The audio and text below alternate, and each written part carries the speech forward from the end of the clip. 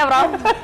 Iya, pemirsa, kita kembali lagi di perbincangan pagi hari ini Eleven Show. Saya sudah bersama dengan Profesor Chandra Yoga Aditama, Kepala Badan Penelitian dan Pengembangan Kesehatan Kementerian Kesehatan Republik Indonesia. Pagi, Prof. Selamat pagi, Mbak Tantri. Ini tadi mungkin pemirsa kalau melihat saya tertawa-tawa berbincang-bincang karena memang kita seru-seruan berbicara mengenai jamu ya, Prof, ya. Betul. Kalau saya coba bertanya di antara Anda pemirsa, berapa banyak di antara Anda yang setiap hari mengkonsumsi jamu ataupun juga rutin?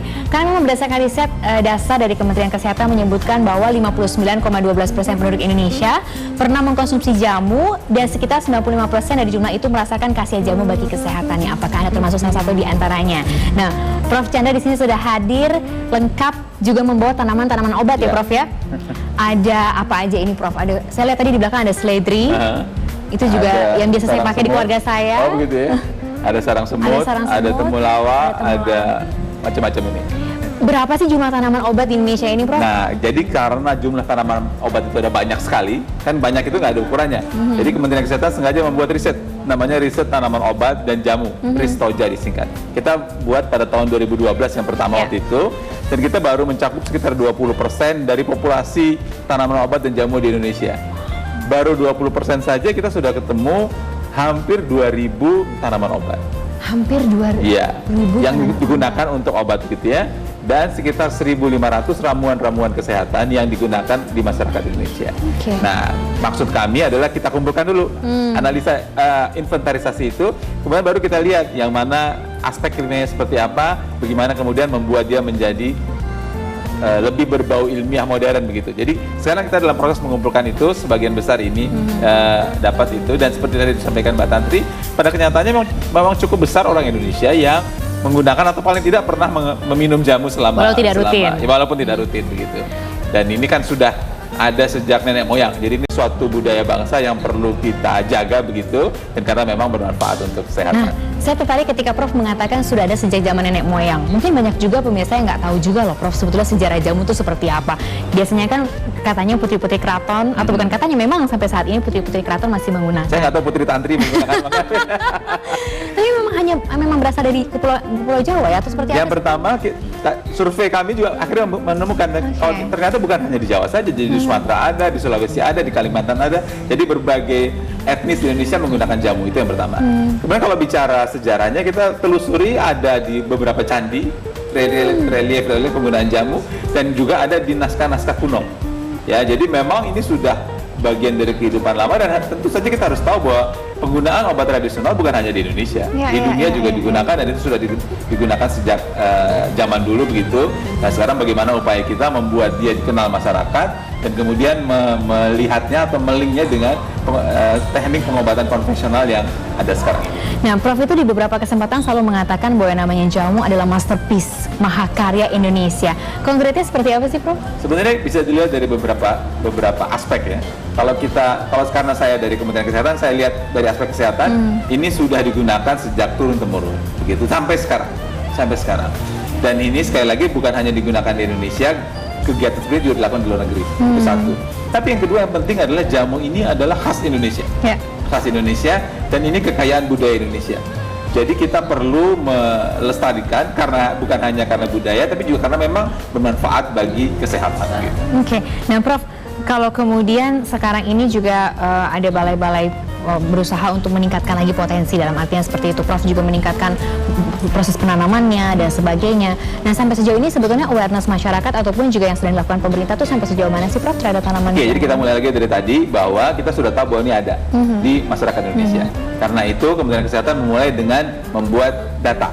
Gitu ya, sudah kita dapat data, kemudian kita kembangkan ini bagaimana. Jadi Kementerian Kesehatan itu memiliki balai yang sengaja menanam berbagai jenis tanaman obat. Dan itu kan Indonesia ini luas. Jadi balai kami itu punya beberapa ketinggian, ada di dataran rendah, dataran agak tinggi, dataran tinggi, sehingga kita tahu tanaman mana yang bisa tumbuh di mana. Kemudian diproses masing-masing tanaman itu dengan proses yang standardized begitu, sehingga kemudian dihasilkan hasil ramuan jamu ini. Nah, sesudah ada hasil, selama ini kan orang makan satu rasanya enak, baik gitu. Nah, sekarang kita coba bikin penelitian, namanya saintifikasi jamu. Jadi dibandingkan orang yang makan jamu dengan tidak makan jamu, bagaimana hasilnya ke depan. Jadi proses pendekatan ilmiah modern, sehingga keluarlah kemudian produk-produk yang bukan saja punya jejak turun-temurun yang bagus, tapi juga punya dasar ilmiah yang kuat, sehingga penggunaannya menjadi lebih kuat lagi di masyarakat. Ini sudah berjalan apa saja, Prof? Sekarang ini ada beberapa jenis sebenarnya. Kita punya yang jamu tradisional yang orang katakanlah jamu gendong begitu, ya. Kemudian ada obat herbal terstandar. Itu ada sekitar 40-an obat herbal standar. Kemudian ada yang jamu saintifik namanya, yang sudah mengikuti proses itu. Yang tadi Prof sebutkan. Ya, itu yang sekarang sudah selesai itu 2, yang sedang dalam proses sedang berjalan 2 atau 3 lagi, dan ada 9 yang akan dikerjakan tahun 2015 yang akan datang. Dan kemudian yang berikutnya ada yang namanya fitofarmaka, yang jamu itu sudah dibuat dalam bentuk obat seperti obat modern. Ini ada 6. Nanti saya akan tanya lebih lanjut lagi, kita harus jeda terlebih dahulu. Jangan kemana-mana, kami akan segera kembali sesaat lagi. Tetap di 811 Show.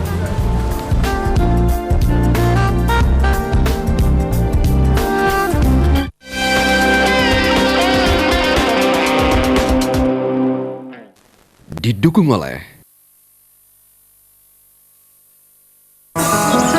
saya mau minta rujukan ke rumah sakit. Bapak sakit apa ya? Diperiksa dokter dulu ya, Pak. Bapak hanya batuk dan flu biasa. Minum obat dan istirahat yang cukup. Surat rujukannya gimana? Tidak perlu dirujuk ke rumah sakit. Untuk pelayanan kesehatan dasar, cukup di puskesmas saja, Pak. Diminum 3 kali sehari ya, Pak. Berapa biayanya, Bu? Semua ditanggung oleh CKN. Jangan lupa, makan makanan yang bergizi. Mie Sedap Cup kejutan pecah 8 miliar. Temukan gosok kupon di dalamnya tanpa diundi. 10 Honda Brio, 50 Yamaha Mio, iPod Shuffle, dan miliaran uang tunai. Hati-hati penipuan, pemenang tidak dipungut biaya. Kejutan pecah 8 miliar dari Mie Sedap Cup.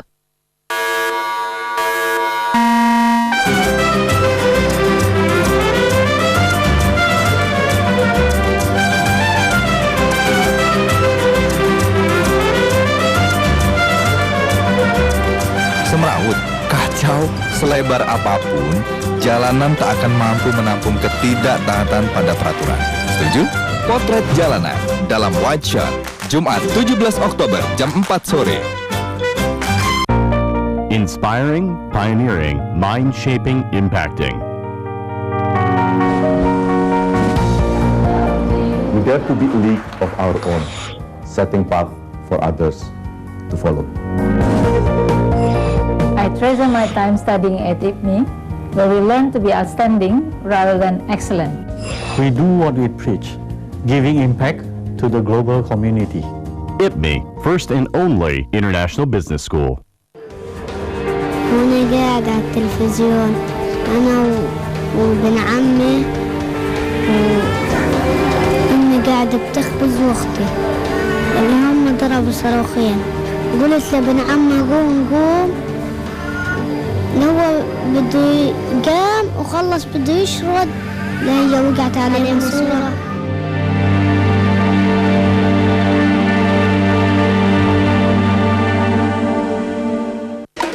Udah gak sabar deh mau lihat Messi sama Ronaldo. Siapa? Messi sama Ronaldo. Kamu janjian juga sama cowok lain? Ternyata bener ya kata mereka. Kamu suka mainin perasaan cowok. Aku ini berarti nggak sih? Buta bola, baca Hat-Trick Koran Sindo. Referensi pintar dunia sepak bola. Terbit setiap hari, padat info bola terkini. Langkah baru Indonesia, pelantikan Jokowi JK, 4 hari lagi. Dari hasil diagnosa dan pemeriksaan lab, anak ibu harus kita rujuk ke rumah sakit. Sakitnya parah ya? Anak ibu perlu pengobatan lebih lanjut. Jadi pasien sudah bisa diterima ya, Mbak? Mari Bu, ini kartu JKN-nya.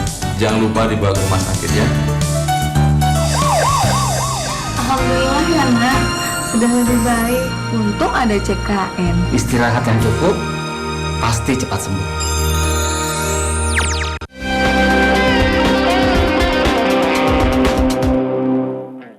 Didukung oleh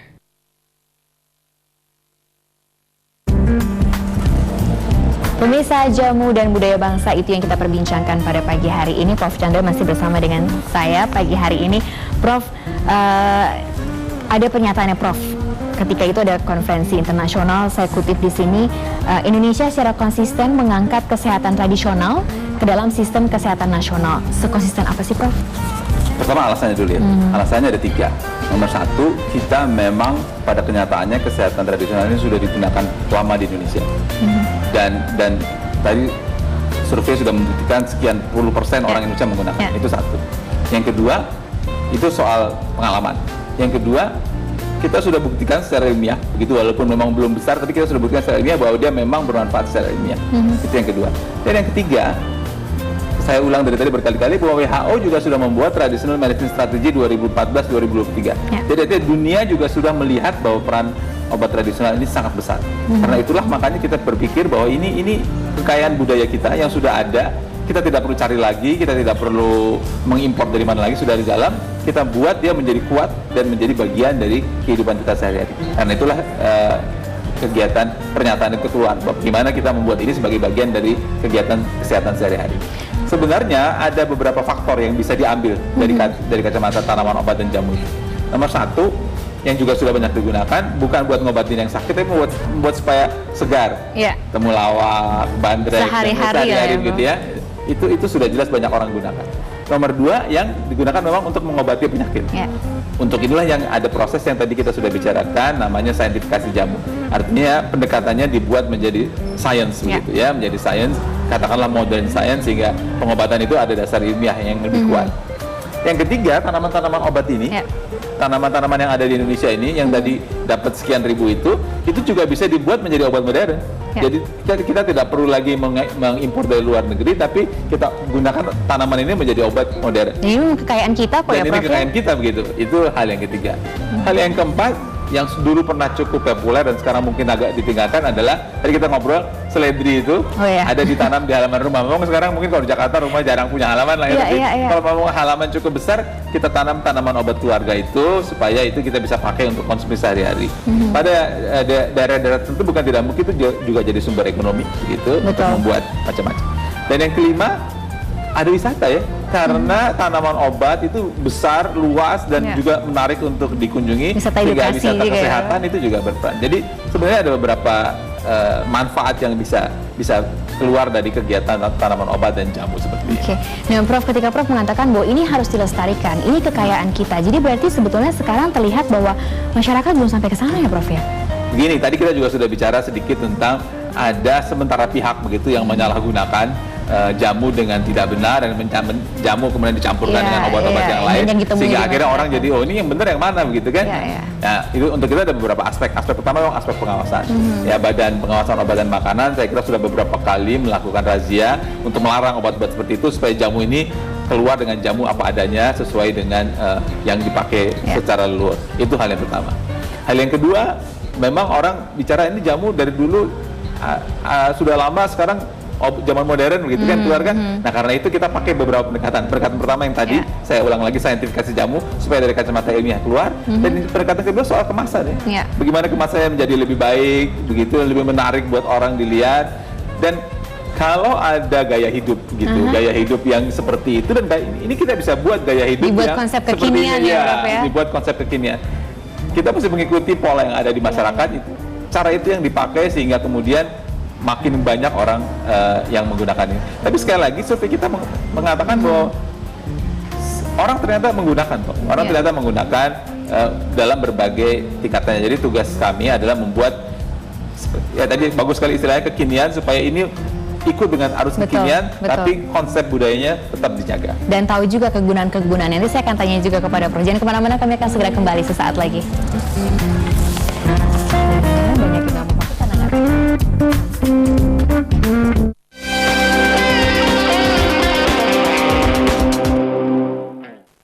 Didukung oleh Saya mau minta rujukan ke rumah sakit. Bapak sakit apa ya? Diperiksa dokter dulu ya, Pak. Bapak hanya batuk dan flu biasa. Minum obat dan istirahat yang cukup. Surat rujukannya gimana? Tidak perlu dirujuk ke rumah sakit. Untuk pelayanan kesehatan dasar, cukup di puskesmas saja, Pak. Diminum 3 kali sehari ya, Pak. Berapa biayanya, Bu? Semua ditanggung oleh JKN. Jangan lupa, makan makanan yang bergizi. Jangan kalah sama batuk. Tenang. tenang, soal batuk andalanku OBH Kombi. Formula asli OBH Kombi bekerja tuntas redakan batuk dan flu. OBH Kombi, kalahkan batuk terus melaju. Bukit Golf Mediterania Pantai Indah Kapuk. Hunian eksklusif berlokasi super strategis dengan berjuta fasilitas dan keunggulan-keunggulan premium. Dapatkan hunian tepi laut 3+1 kamar tidur dengan cicilan 15 juta rupiah per bulan. Hubungi 021 588 8000.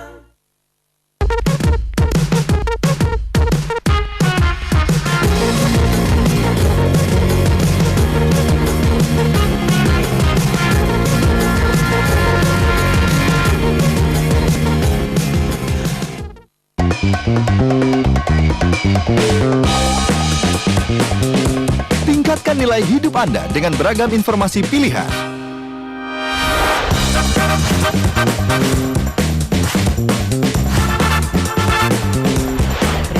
Untuk hidup lebih bernilai, ikuti B-News. Kini hadir tiap Senin hingga Jumat jam 7 malam lewat 25 menit. Dipersembahkan oleh Bank Bukopin. Para juri telah memilih 5 finalis Eagle Junior Documentary Camp 2014, Genre in Action. Kami butuh Anda, Sorong, Gadis Penembus Dunia, Yogyakarta, Koaba Lubus untuk anak-anak Nagari, Padang, Aku, Jeruji dan Mimpi-Mimpi yang Basah, Medan, dan Kembang Desa, Rembang. Tunggu karya mereka dalam film pendek Eagle Junior Documentary Camp 2014, Genre in Action. Dipersembahkan oleh Produksi dalam negeri harus kita dukung. Menggunakan pompa air Fuchida. Tarikan dan semprotannya luar biasa. Cintailah produk-produk Indonesia. Rakyat sudah memilih. Rakyat sudah menentukan. Saatnya memulai langkah perubahan. Sebagai titik awal harapan. Harapan untuk kesejahteraan. Demi Allah, saya bersumpah. Ikuti pelantikan Presiden dan Wakil Presiden terpilih dalam live event pelantikan Jokowi JK. Langkah Baru Indonesia. Senin 20 Oktober mulai jam 4:30 pagi. Kini 360. Hadir setiap Kamis jam 9 malam. Dari hasil diagnosa dan pemeriksaan lab, anak ibu harus kita rujuk ke rumah sakit. Sakitnya parah ya? Anak ibu perlu pengobatan lebih lanjut.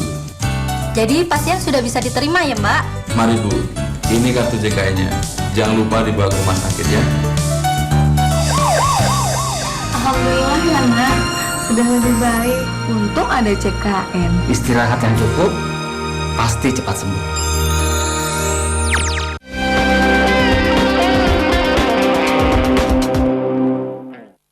Didukung oleh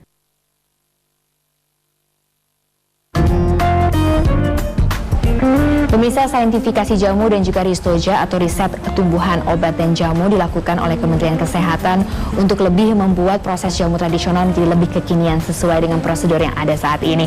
Prof. Chandra, ini kalau berbicara mengenai saintifikasi jamu dan juga penyakit-penyakit yang sudah diteliti, apa saja sih Prof kegunaannya untuk masyarakat Indonesia? Data ini ya, yang sudah selesai tahun lalu, kita membuat jamu saintifik untuk hipertensi, tekanan darah tinggi, tapi memang hipertensi ringan, dan itu bukan satu, gabungan dari 6, seledri, itu, kemudian kumis kucing, pegagan, temulawak, kunyit, dan meniran. Meniran ini, artinya 6 ini kemudian diolah sesuai dengan pola tradisional yang seperti apa, dan dibuat dengan sistem yang modern, akhirnya jadi jamu saintifik untuk hipertensi. Itu yang pertama. Yang kedua, jamu saintifik juga untuk hiperurisemi, asam urat. Itu dari 6 juga, kepel, secam, tempuyang, temulawak, kunyit, dan juga meniran. Ini diolah. Ini pemirsa yang angkatan-angkatan saya tahu nggak ya ini Prof nih? Apa tadi tanaman-tanaman yang Prof katakan? Nanti kita harus belajar nih pemirsa. Nah ini yang kami sudah olah, kandungannya misalnya saja, kan kita tahunya ini seledri yang itu. Buat masak, biasanya buat masak kan Prof? Tapi ternyata di dalamnya ada flavonoid. Apa itu Prof? Yaitu bahan kimianya itu, gitu ya. Kumis kucing ada flavonoid dan diterpen. Jadi kita melihat itu dari kacamata yang biasa kita pakai, kita gabungkan dengan ilmu kesehatan, kemudian dilihat hasil klinik. Ini contoh 2 itu.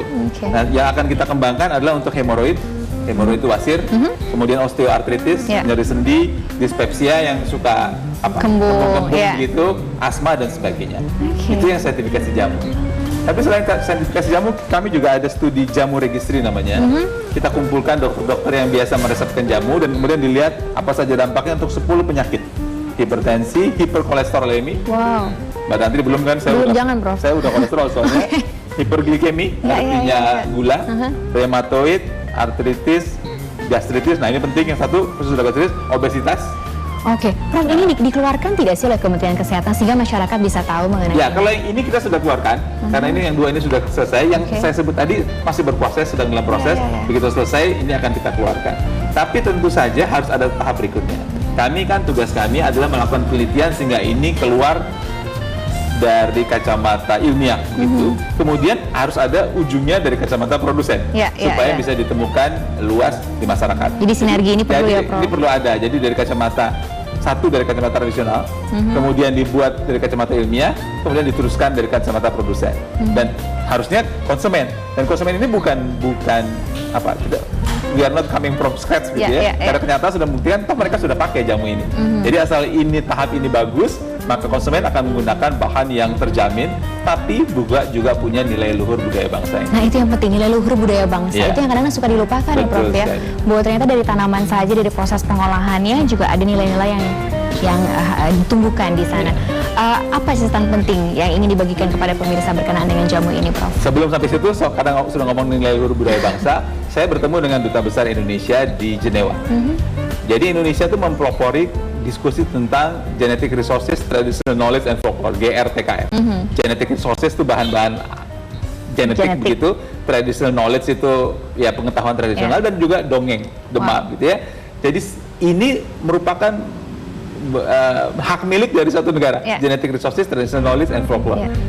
Jamu adalah salah satu atau bisa jadi salah satu bentuk dari ini, merupakan milik Indonesia yang tentu harus kita lindungi dan kita tahu beritahu ke dunia luar bahwa ini adalah milik Indonesia. Jadi aspeknya bukan hanya aspek kesehatan, bukan hanya aspek ekonomi, bukan hanya aspek produksi, tapi juga ada aspek diplomatik katakanlah begitu, yang GRTKF ini.